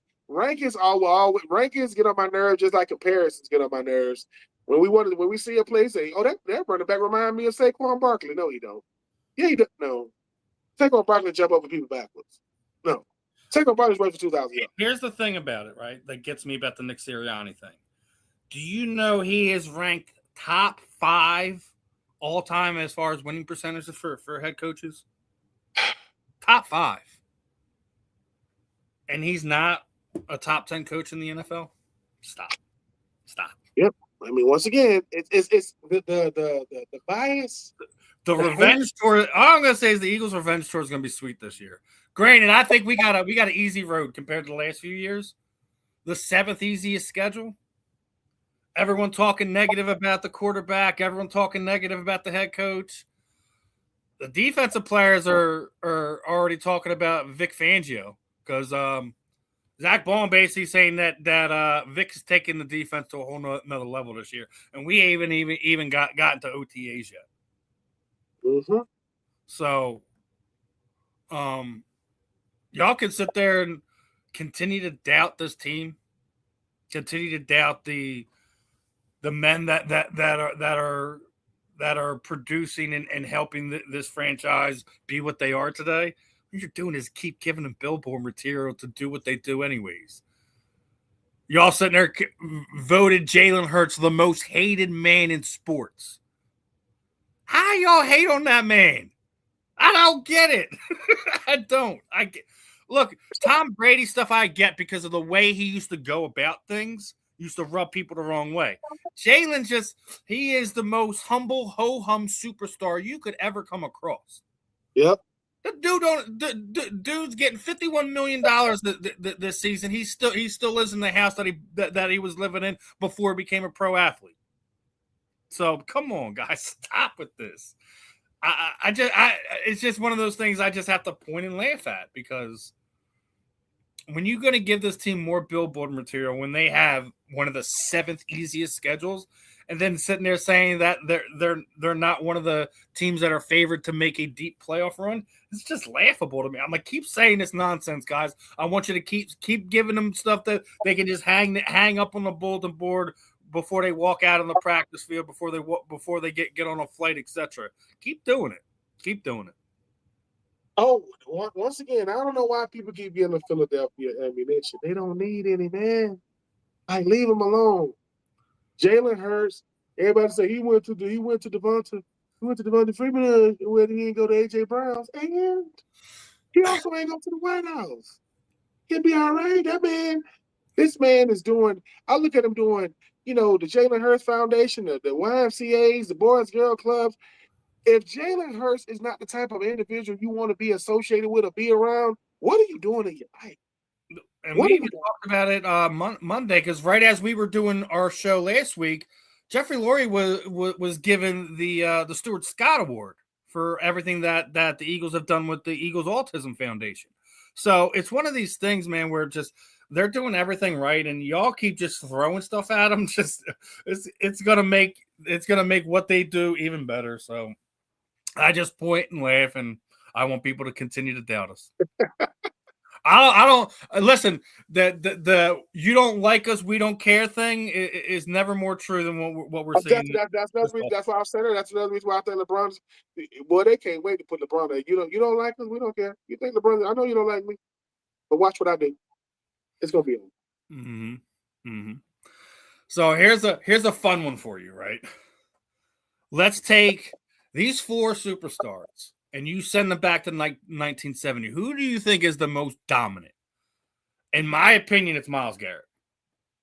Lamar Jackson would be absolutely murdered in the 70s. He would have been murdered. I'm going Myles Garrett because he would have been able to get away with everything. I'm gonna go Myles. I will go Myles Garrett, but I think Jamar Chase, man. The way Jamar Chase ain't even people like when people finally meet him in person, he's not a big dude. He like 5'11", like 190. He's not the biggest guy, but he ferocious the way he plays. Myles Garrett was built in a lab. Like, that big, that fast, that strong, that explosive, and he can bend that corner, man. Like, he can bend it like nobody's business. He was built. I thought that was special in Bruce Smith, but way Miles do it, man. Yeah, it's nice, man. It's pretty to watch, and like I say, Myles Garrett must have done something pretty incredible in his life for him. For let's face it, he got about 3 or 4 more years left. He get to go out there. He get to say, "Hey, man, I get to go from Cleveland to Los Angeles." Now, my checks ain't gonna be as big, but I can. Yeah, he's like, but I'll be playing in January, getting extra check.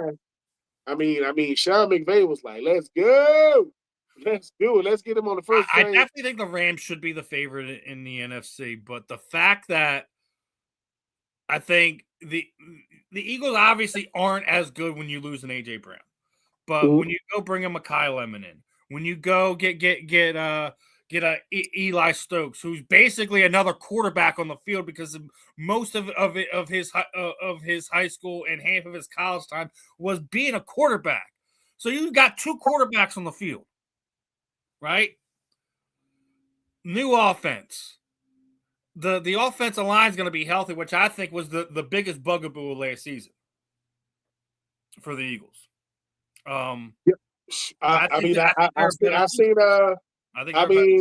These guys. I seen Lane Johnson in the lab. He's trying to help these young him and Dawkins from the Bills and Campbell from Campbell. I think what they were doing with Campbell, they were trying to help Campbell out. And if you're Lane Johnson, why are you doing that, dude? I mean, I know what you're supposed to do. But that's your Lane said, "Look, I know I've been here a while, youngin, but I don't give up a lot of sacks. I don't give up a lot of pressure." So, and he's the one tackle that is left on the island the most out of any other tackle in football. That's all I gotta say. Lane should be at Hall of Fame regardless of what people think about his earlier suspension in his career. I know he counts himself out of it because of that, but what he's done after that, I think, is more telling. So him with that dog mask on, that's epic, man. Now, we were just talking about coaches, right? So let's do our Mount Rushmore, right? Who's your 4th? Because obviously, Belichick, Lombardi, and Reed should be your 4, right? Should be your 3. Yeah. Who's your 4th for your NFL head coaching? If I had to pick amongst, and these are just one, I would probably go Don Shula. Now, you go Shula, I go Knox. Ooh, I go Knox because he does not get enough love, and he was the architect behind the steel curtain. Yeah, why does Knox not get enough love? I don't get it. Yeah, you're probably right. Because 4 super dupers, man, 4 of them things. Like and Terry Bradshaw as your quarterback. There was you doing it, running the football and throwing. I did it both ways. I did it with Stallworth and Swan, right? I mean, it probably is Knox. I mean, Shula meant a lot, to Miami. Yes, but yeah, Knox is like, yeah. I think. Hold on. Now, let me just now. I know people ain't gonna like this, but if it's another guy that I could potentially, I think there's one more. I want to see if you get it. In my opinion, those are the 4. Like Shula should be an honorable mention, obviously. Because listen, and I know people ain't. I mean, and I know I'm biased when I say this. I like John Madden, boy. I like John Madden. When he was out there with the Raiders. Bias. I don't. Right, but he's one of those few guys that was played, had a Hall of Fame level career. had a Hall of Fame level coaching career, then had a Hall of Fame announcing career. Not many people can do that. I think that it's not I don't care who that upsets. Like, that's one of the things that I wouldn't have gotten upset with you if you would have said, John Madden. I think another one doesn't get enough credit just because he only won one Super Bowl. And it's one of those things I don't think counting championships is enough to make you a great coach. Yeah. All the nonsense that John Madden had to deal with them Raider teams. Are you serious? The fact they were in contention at all with the band of hooligans they had on defense. Holy crap. I already said it doesn't. X's and O's ain't everything. If managing 53 personalities is hard enough. I mean, it's man. I mean, you talk about what John Madden meant to the game as a position coach, as a head coach. You can't. Nobody can announce like John Madden. John Madden, Monday Night Football. What? I mean, Madden, the game, tough acting, acting. You know what I'm saying? Just hey. Yeah. John was a special human being.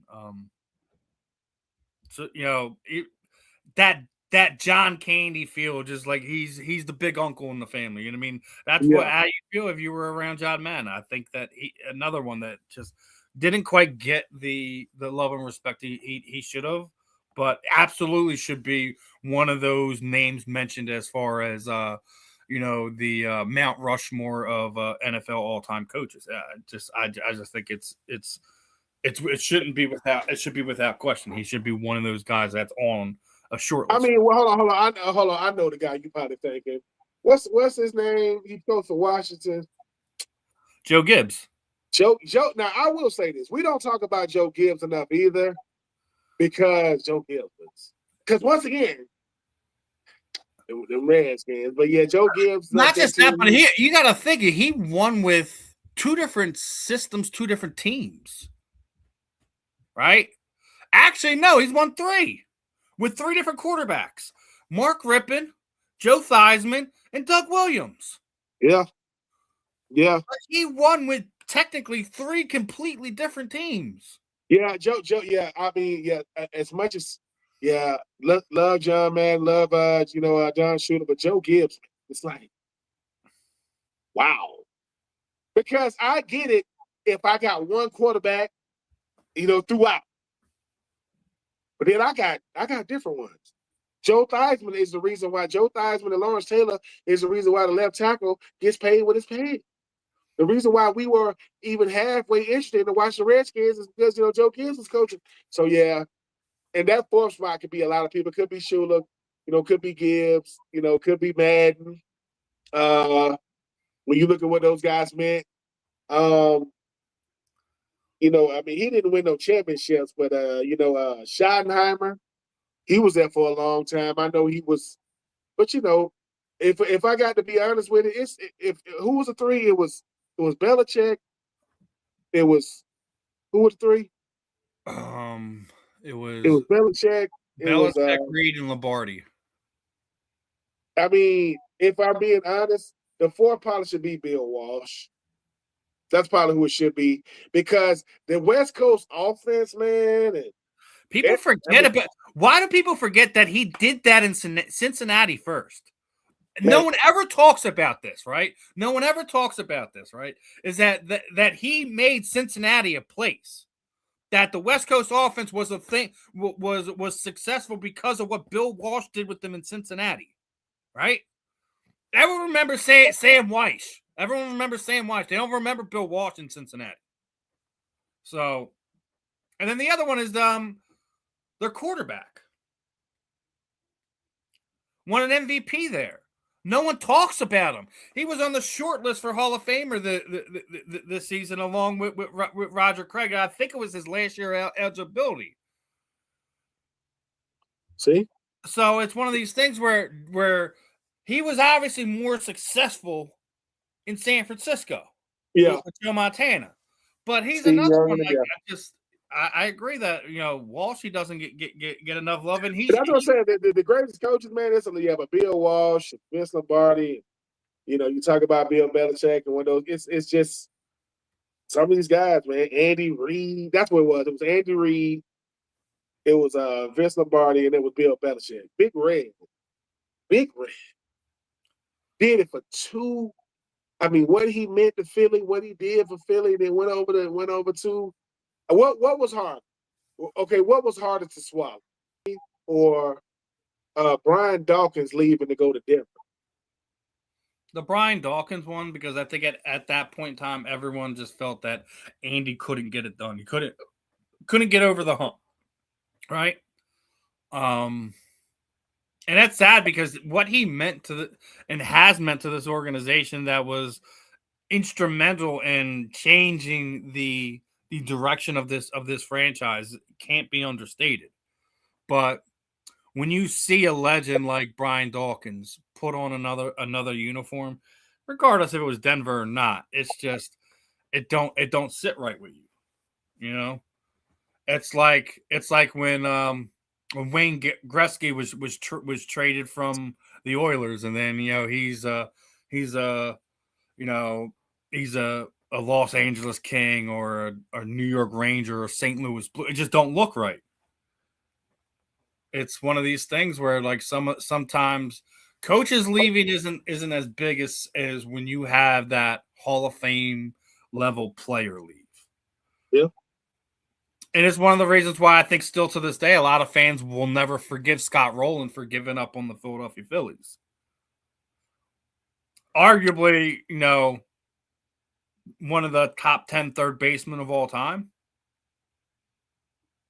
Coming on within a 5 to 10 year span of Mike Schmidt retiring isn't kind of the easiest thing to deal with, but it's tough to watch that superstar go somewhere else. Yeah, man. I mean, like I said, I can't remember where I was at when B-Dog went to Denver, and I know he was on I don't know if it was a Philadelphia radio station. He was like crying. He's like, man, this city, these He fans, was part of the city. Yes. Yeah. I mean, I remember when y'all beat. I remember y'all won the NFC Championship game against my was it against my Falcons? 2004 was the year we finally won, against your Falcons. And then that press conference, the first thing Brian Dawkins, hallelujah. Yeah, I was like, this, you gotta love B-Dog. B-Dog and Javon Curse and them, man. Dude. Nice. It was definitely a fun time watching them guys compete. It definitely was. One of the last little silly ones I'm going to get into, right? So obviously we had a lot of changeover coaches during this past offseason. Probably one of the most we've seen in quite some time. I want to know which out of the new coaches you think is going to finish with a better record. Do you feel Stefanski down there in Atlanta, Harbaugh in New York, Halfley in Miami, Rabashalla in Tennessee, Jesse Minute of Baltimore, McCarthy in Pittsburgh, Brady in Buffalo, LaFleur for Arizona, Clint Kubiak there in Vegas, and the sacrificial lamb down there in Cleveland, because that's what he is. He's probably going to be the one with the worst record. Let's be honest. I mean the easy ones would be Brady, obviously, and Buffalo and Hunter and I think Baltimore. I think, and here comes my bias. I think Coach Saleh. I think what he's doing in Tennessee, they got a shot to have a really, really good record. I don't know if it's going to get them into the playoffs. They won 5 games last year. Can they get to 8-9 wins? We'll see. Stefanski ain't finna do nothing, man. Don't even ask me about Stefanski. Your two of them be your quarterback, man. I think I agree. I mean, Kubiak is a sacrificial lamb. Some of those guys, but whatever you are, the coaches that got the best quarterbacks got a shot in new places, got a shot to have real good. So. Brady obviously. I think Brady's kind of the obvious here in Buffalo. Yeah. It's goes into I think the better roster situation of all mentioned. It's a the thing about these new coaches. You got guys like Harbaugh going from Baltimore to New York, and Stefanski going from Cleveland, to Atlanta. So they understand. And both of those guys are going from from the AFC to the NFC. They understand. Hopefully, they've learned some new tricks. I mean, I get when you've had success in other places, you're going to have to be able to adjust and adapt to where you're going. But when you got Josh Allen, you got Lamar Jackson. I mean, you could do a lot worse than that. Or like inherited those type of QBs. But the QB gonna have a lot to do with not just the head coach success, but the team success. So I'm giving the coach and Cam Ward, I think, is the best. I know that Harbaugh is getting Dart. I think that Cam Ward was a much better rookie than Dart was. Not even close. I think that Coach Sala got a shot to have a quarterback that can help him win a bunch of games this year. We'll see. But yeah, I'm gonna go Buffalo. I'm gonna go Baltimore. I mean, it makes sense. They have the best rosters of all mentioned. I do think I agree with you. I think people shouldn't sleep on Tennessee. We'll see what happens. I know they just signed their defensive tackle to a nice big old fat contract. Jeffrey Simmons, backup. This is Jalen Carter. If you watch that, you go, what? Yeah, exactly. And I'm sure Harry Roseman was like, these mofos, they trying to hurt my bank. Oh, yeah, they was like, well, here's the thing. They're going to tell Jalen Carter, though, they're going to listen, but that boy was the first team All-Pro, 11 sacks. So you going to get your money. You will get your money, young man. But we want you to get your money because I think if the Eagles are smart, they load him up with incentives. They give him the contract they want, but they base it around the incentives. If you hit this, if you hit that this is what your pay will be. And I think that's the way they should do it. Because I know it's been the kind of thing, worrying about giving him this contract with, people doubt if he's in shape. They doubted that Jordan Davis was in shape. Look what happened last season, right? Yep. Yeah, he in my opinion, he played better than Jalen Carter did when he was healthy. Jalen had multiple shoulder injuries last season, which sidelined him, and I think really kind of hampered his effectiveness at times. So I get being cautious about that. Just load him with incentives and give him what he wants that way. You want it. Oh yeah. You want the production. You give us the production, you'll get the money. So. Thanks. We'll see how that all plays out, but we're in that weird time where we can talk about a little bit of everything. Football is still laying there in the weeds. I got one. I mean, because the FIFA World Cup is going on. Whoever this lady is talking trash about Mbappe, whoever you are, lady, I don't know who you are. If you represent Paraguay and Paraguay was doing all this dumb stuff against Mbappe and they lost the game and Mbappe don't want to shake their hands, man, you see how disrespectful they were? They're trying to injure me during the game. And you saying things like, look, let me just go ahead and give people some context. I don't know who this lady is. She's a politician. When you start using stuff like can't speak the language, he ain't really French. He was born in France. Was born in Paris anyway, and then the players out there talking trash to him in Spanish, not realizing that the young man is fluent in French, Spanish, and English, so you can't even talk trash about me. But ma'am, when you start saying things like he don't know the language and he grew up around monkeys and all this other type of stuff, and then you come back and say he needs to apologize to you, no, makes you look. It doesn't work that way. Doesn't work that way. And don't try to bring your gender into it just because he called you a lady because you're a lady. And he's saying you don't represent the best of Paraguay. I would think they would think the same of it. And to those of us out there who wanted to do this debate, who's the greatest player out of Messi and Ronaldo, I think we could put it to rest. I think it should be put to rest. I mean, love Ronaldo. Cristiano is a gem, a national jewel. Messi is going for World Cup #2. And last time I checked, Ronaldo just played his last one. Love Ronaldo. Know the fans ain't going to like that. Lionel Messi is him. He's Timothy. But I've loved the World Cup. The city of Atlanta did not need any more bad traffic, but it is awful. Downtown is awful. The airport is even worse. But the World Cup has more than lived up to the billing. I do not know who is going to win it.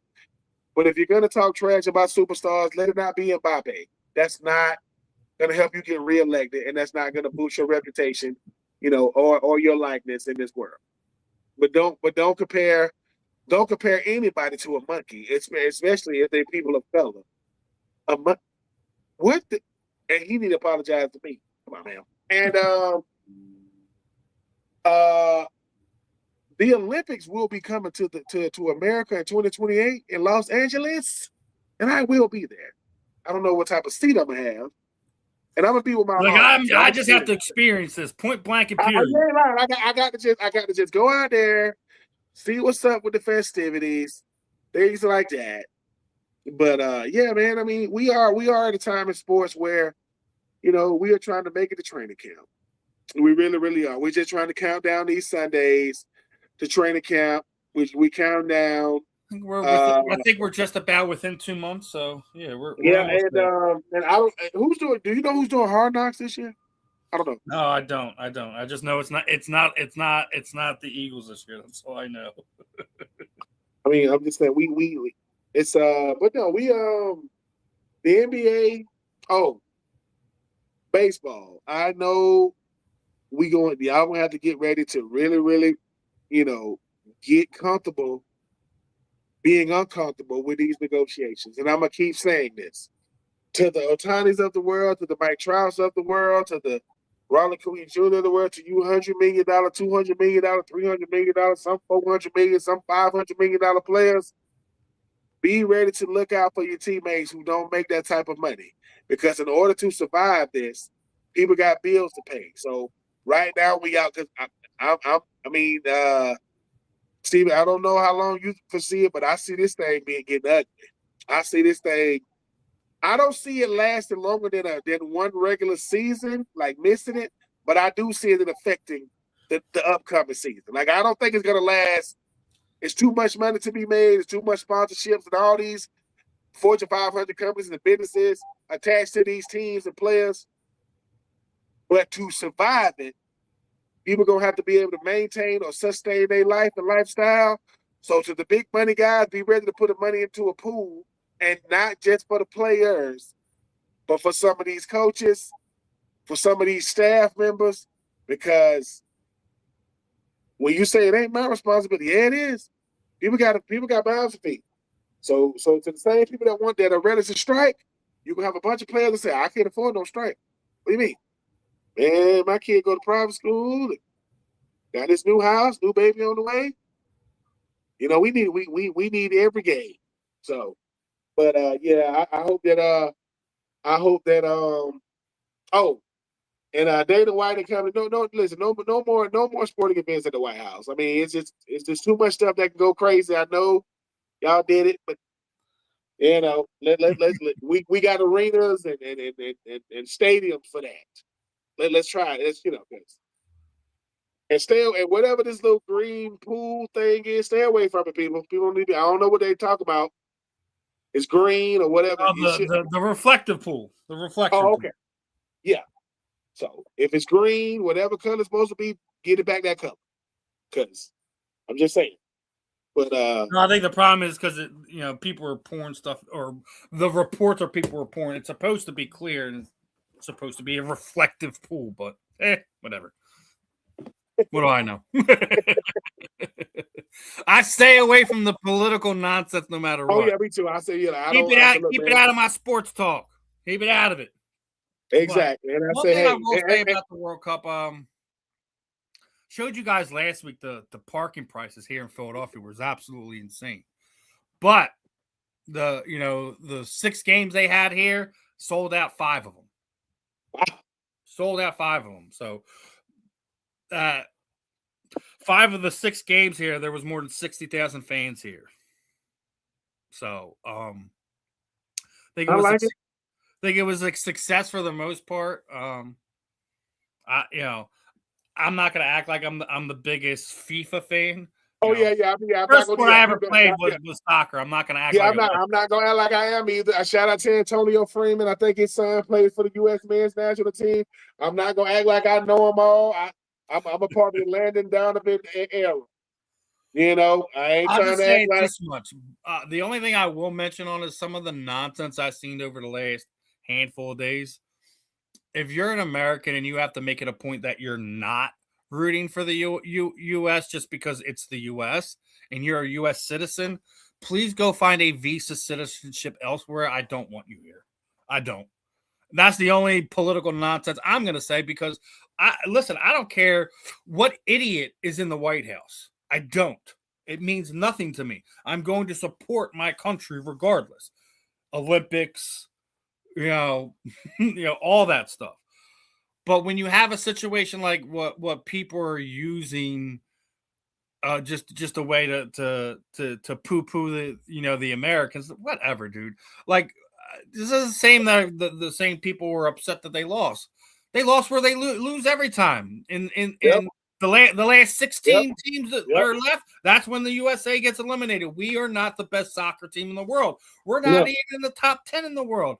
That's fine. We don't have to be. There's other sports that we are significantly better than almost 90% of the rest of the other countries in the world. Yep. Soccer is never going to be the United States #1 sport. It's not even going to be a top 5. I still think combat sports as a whole will come in before soccer. But if you're sitting there using their failures or the retard that resides in the White House as a reason to not support the American athletes that are competing, get out of the country and go support whatever other country you want to go move there.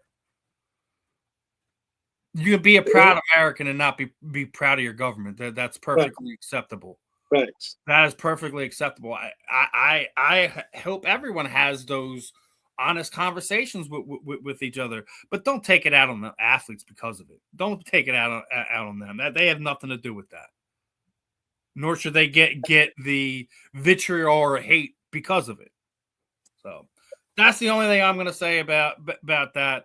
Love the energy and the soccer experience that we had here in Philadelphia. I know a lot of the content creators and sports bloggers in the area were eating up a lot of the guests that we had in there. I've seen a lot of countries sat there and said, they didn't really care for the United States. They were coming for the experience of the World Cup and said that, they fell in love with our city and our country. Definitely. It's gonna be a bunch of cheesecake recipes going back across the water, baby. Listen, man, I'm just glad that for the most part everyone had fun, no one got hurt. And everybody was safe, and we a safe World Cup because it could have gotten there was some stuff that could have made it very ugly or in a very bad situation. But either way, happy with the World Cup experience as a whole outside of the financial side of things. But it was definitely cool. Hopefully it's something we will get to experience again in our lifetime, having the World Cup here in the United States. Glad that we were able to be an ambassador during this crazy time in the world we live in. Other than that, Ben, your final thoughts on today, and let's send this one on home. Listen, Marvin, you and the missus, man, always praying for you and the missus. Marvin Powell for Hall of Fame every single time. And see, it was always a pleasure coming on with you, sir, talking all things sports. I mean, we don't talk golf because, you got to have limits. Limits. If we're gonna talk golf, I'll bring Justin on to talk golf because he's our resident golfer here on on the South Florida Tribune.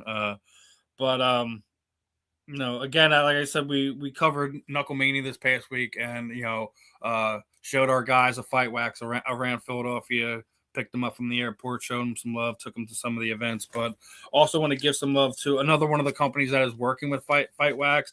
We got the Drank Drops, one of the sponsors for the BKFC strawweight champion Britton Hart, but he gave me some stuff with peach. We got some watermelon. So guys, if you looking for water enhanced, hell, you're looking at something to spice up one of your mixed drinks, check out the Dank Drop guys. Show them some love.